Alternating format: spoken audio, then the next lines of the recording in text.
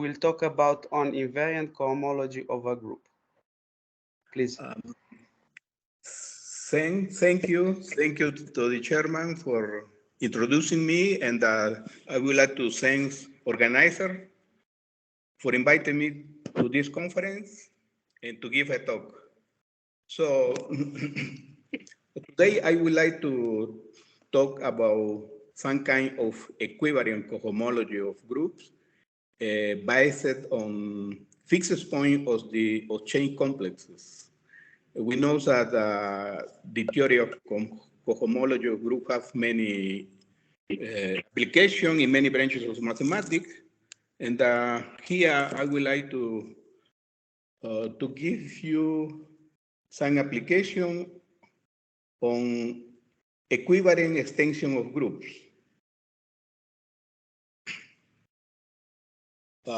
Next slide. Okay. As we know, to give a definition of the homology or cohomology of a group with a coefficient in a G module, the algebraic way is just taking we took a projective resolution of Z over the ZG module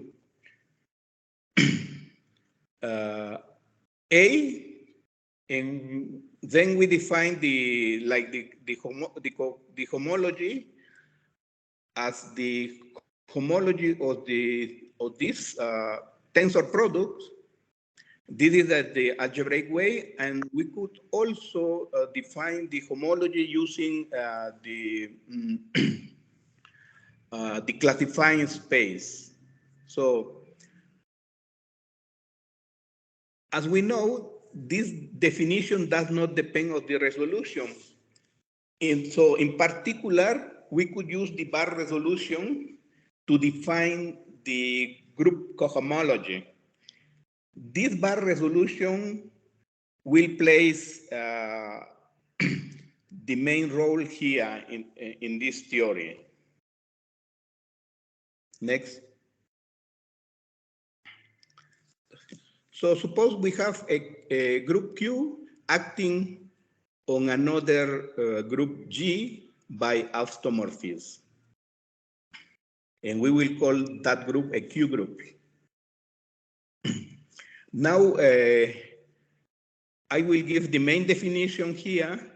And with that definition, we will introduce a new category that we will call QG module. So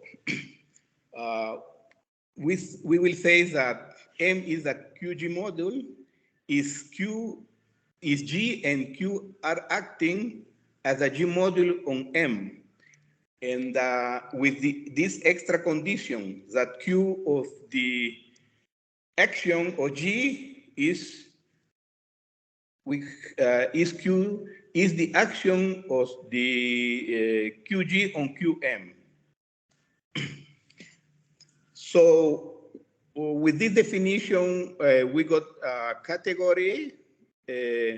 We will call this category QG modules, and the morphism will be a linear function, both G and Q. Next.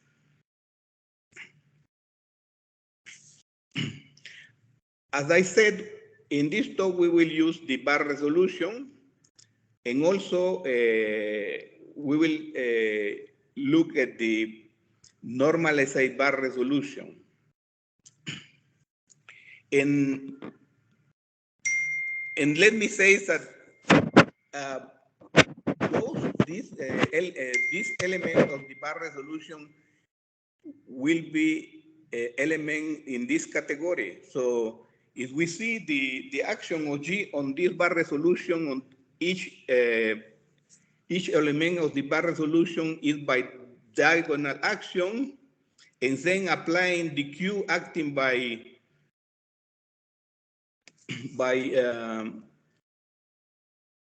homomorphism, then we will see that the element Qn, any element of the bar resolution, is a QG module, and this is very important for us. Yeah.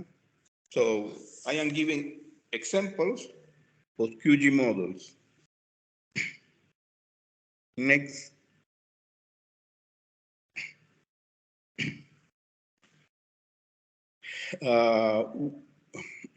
We define the boundary between elements of the bar resolution, and also it is easy to see that all these homomorphisms are Q equivariant.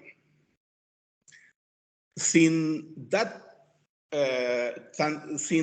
boundary is equivariant, Q equivariant, then we could restrict all these homomorphisms to the fixed point, the Q fixed point on this bar resolution. Next.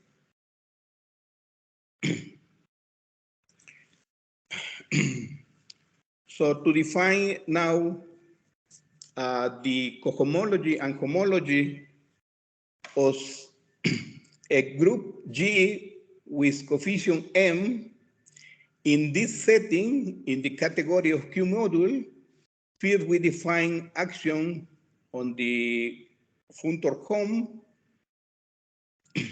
and also the boundary on the tensor, this tensor product. Then we, I don't know how to, okay, then we I don't know, did you see the end of this slide?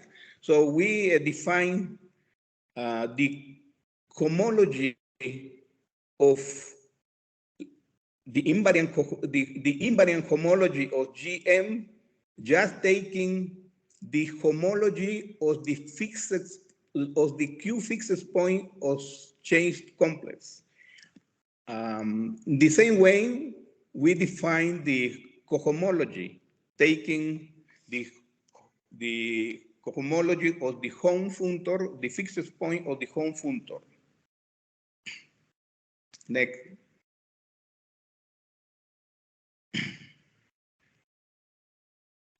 So it is easy to see that in dimension 0, we have the invariance of invariance here, and in the case of one-dimensional cohomology, invariant cohomology, we will get next slide, please. We will get that the one-dimensional cohomology is just the analogous in the classical case, but the derivation has to be Q equivariant. Yeah. Thank you. Next. So now let's discuss about the extension problem.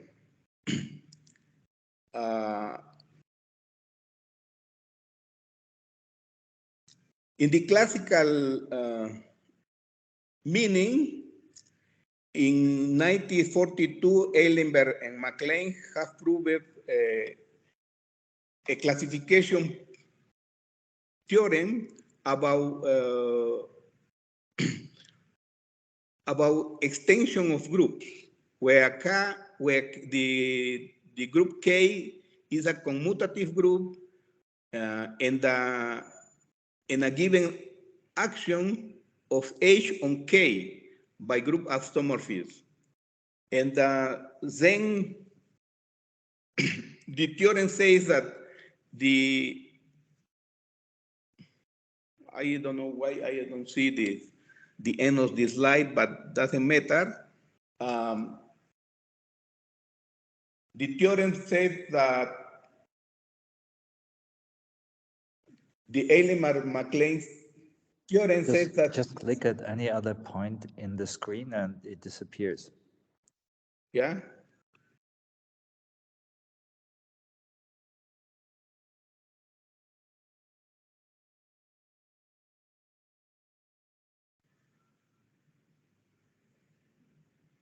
Something happened, okay.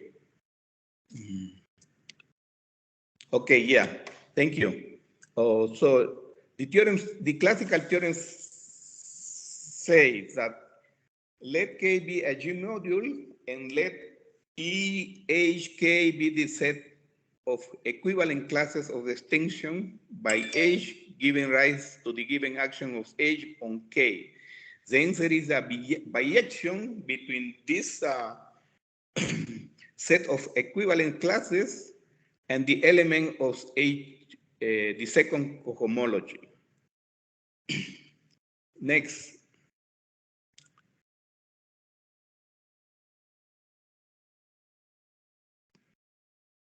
Just press next. Yeah.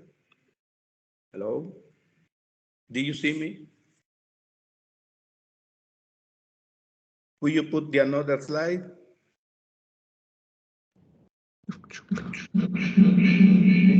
Next slide, please. Next slide. Okay.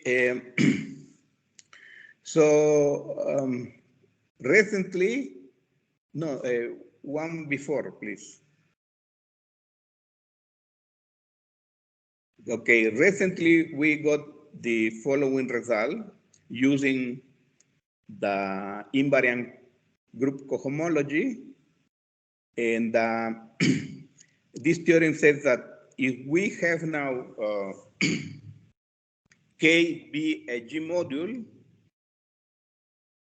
and then the set of equivalent classes of equivariant extensions that meet normalized equivariant section is in one-to-one correspondence with element of the group H2. As we see, we could make a generalization of the Eilenberg-MacLane result. And in the proof, in the good thing is that the proof is almost the same.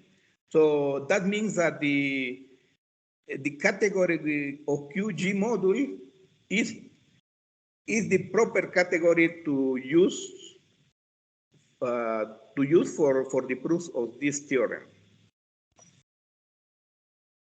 Next. On the other hand, we found that our category just introduced of QG module is equivalent to the category of over the semi-direct products of G and Q.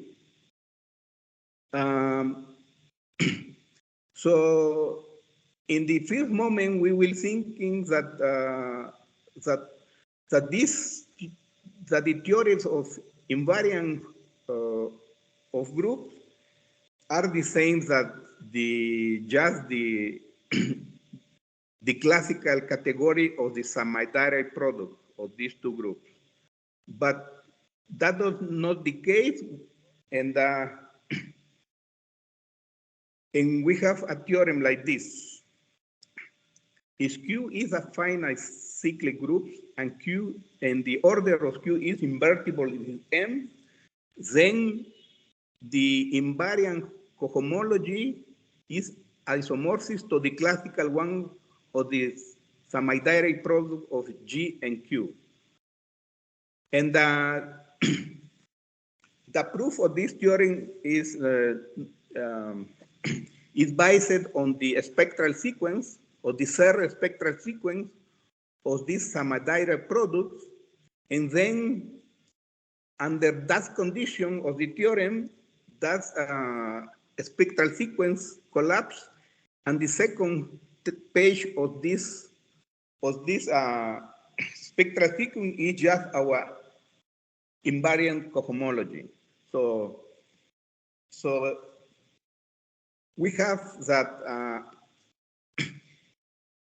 if our category of QG model is equivalent of this category over the semi-direct product, as we see here, we have a theorem, but this theorem is not covered totally for all these cases. So I mean that we have counterexamples where those cohomology are not equal.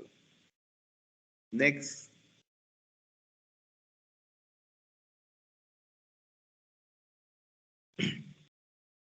So since the category of QG model is equivalent to the category over the summative product, then we could define when we could define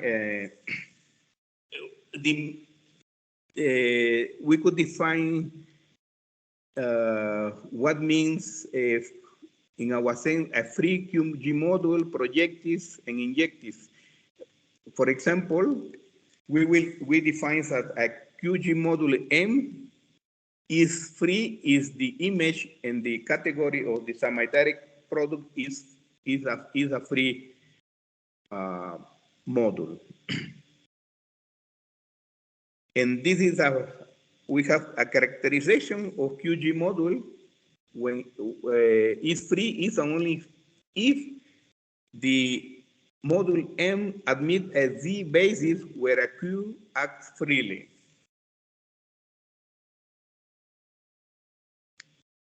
Next.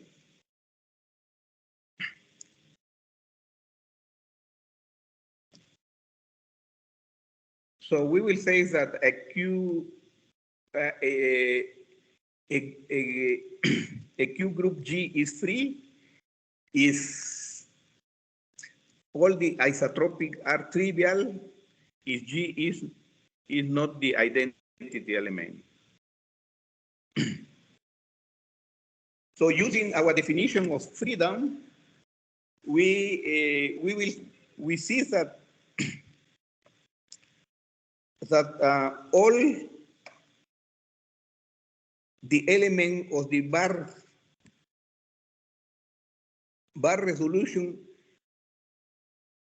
are not projectives because they contain a fixed point, but the normalized bar resolution, they are free Q module for each n greater than 1. Because we are, the normalized means that all the elements G are different to 1. So now we have that all the elements of the normalized bar resolution are free Q module for n greater than 0. Next.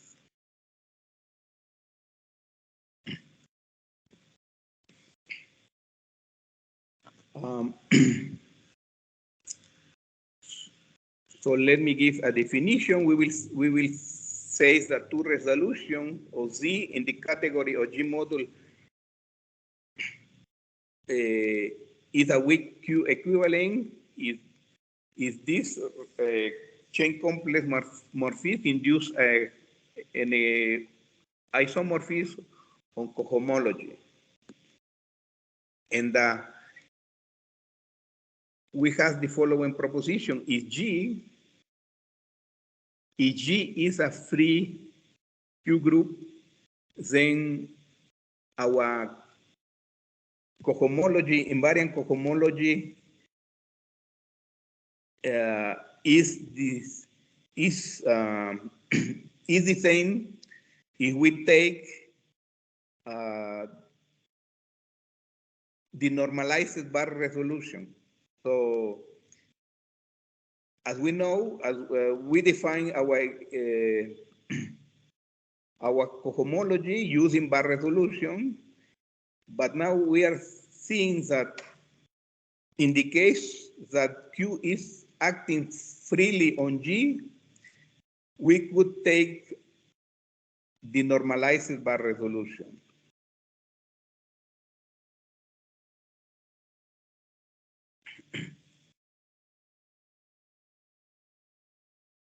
Now, we could take the augmentation ideal of the ZG module, and this ideal with the action generated from the action of Q on G will be a QG module. So if G is a free Q group, we can consider the restriction of the resolution, the bar resolution, the normalized to this augmentation ideal, and we will get a resolution of this ideal. So, in this category of QG model, and all these on the element of this bar resolution are free.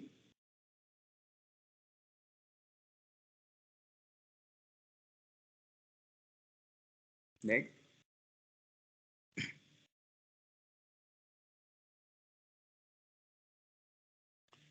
So, using that resolution, we easily get that an expression of our equivariant homology, this for for n equal 0, we got this invariant, and for n equal 1, using that resolution, we could express for n equal 1, the H1 cohomology, invariant cohomology will be this derivative functor at 0 of the ideal modulo the principal principal equivariant Q equivariant derivation. And for n equal 1, for n equal 2, n greater or equal to, our cohomology is just the derivative functor of that resolution, the normalized bar resolution of the augmentation ideal. Next.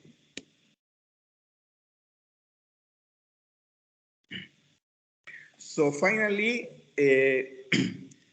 let me show you that when Q is acting freely,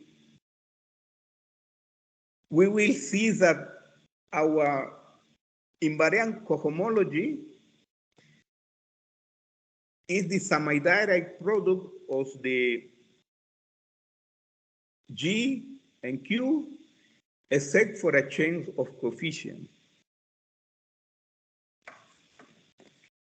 Next.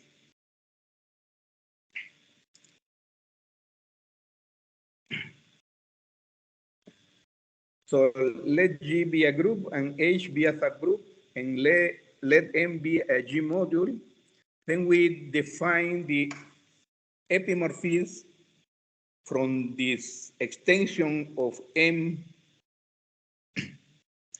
to this tensor product, and we look at the kernel of I, and we call it the augmentation ideal GH of M. Analogously, we could define the monomorphism from M into the home coextension, and we look in the co-kernel of this coextension, and we call it by J. Then, next. Using that, using these ideals, IGH, Takasu, and Masi in 69, they have defined the relative homology group and relative cohomology group of a pair. So this is the definition of relative cohomology in the classical way.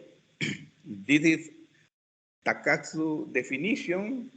As far as I know, there are 3 different definitions of relative homology of group, but in this talk we are using the Takatsu definition. Next. Then in that paper of Takatsu, there are 5 more minutes, 5 minutes left. Yeah, thank you. Then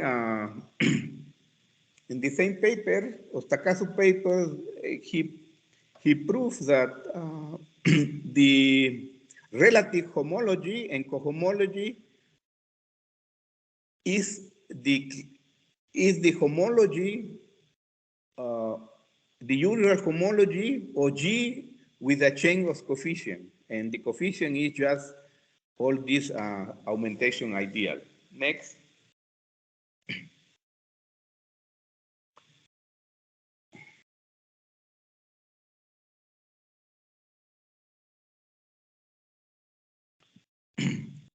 Okay, this next we already have proof that our cohomology is just the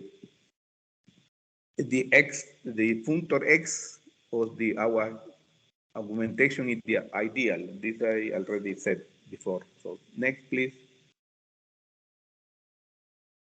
Okay, next, let me. No, one before. Yeah, thank you. So now we look in this diagram. So the extension of the semi-direct product and the extension of on the extension here, it's not hard to prove that these extensions are equivalent. So there is an isomorphism of QG module. So we could make everything equivariant and everything is working.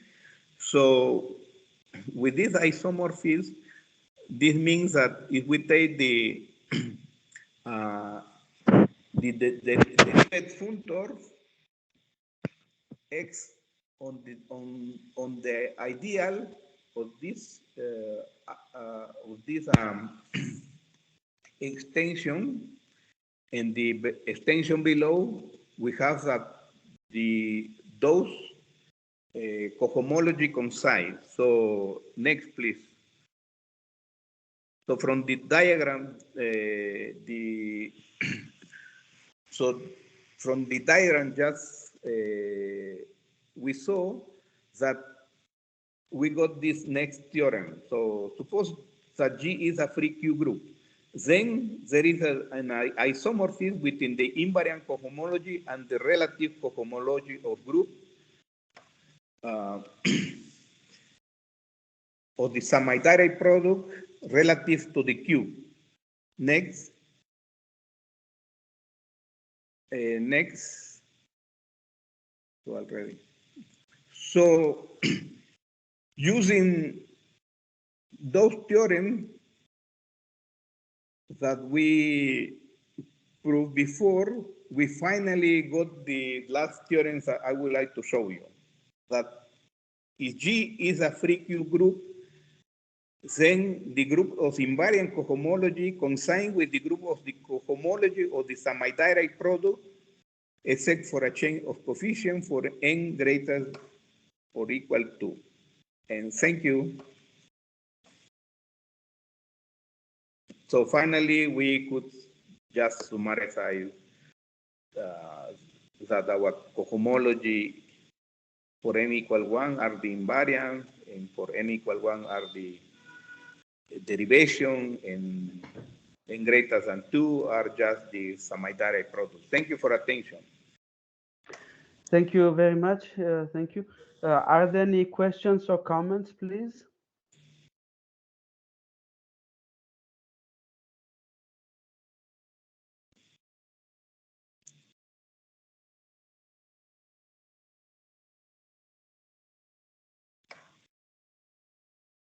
So is this result about derivations similar to that for algebras, where HH1 is the set of derivations? Yeah, yes. This is those derivations. Yes. Okay. But here is a equivalent derivation. Okay. Well, if you want to ask a question, just go ahead. I don't see any hands risen. So if there are no questions, then let's thank the speaker again. Okay, thank you. And with this, we'll conclude this afternoon session and the day. Thank you. Thank you very much.